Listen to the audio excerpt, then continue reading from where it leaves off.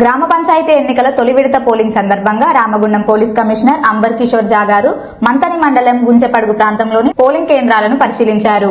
ఈ సందర్భంగా ఓటు హక్కును వినియోగించుకోవడానికి వచ్చిన వృద్ధురాలితో ఆప్యాయంగా మాట్లాడి ఆమె ఓటర్ గుర్తింపు వివరాలు, వార్డు సమాచారం తెలుసుకున్నారు. ఓటు ఎక్కడ పోలింగ్ బూత్ లో వినియోగించుకోవాలో తెలపడం జరిగింది. ఏవైనా ఇబ్బందులు ఎదురైతే వెంటనే అక్కడున్న పోలీసు సిబ్బందిని సాయం చేస్తారని సూచించారు.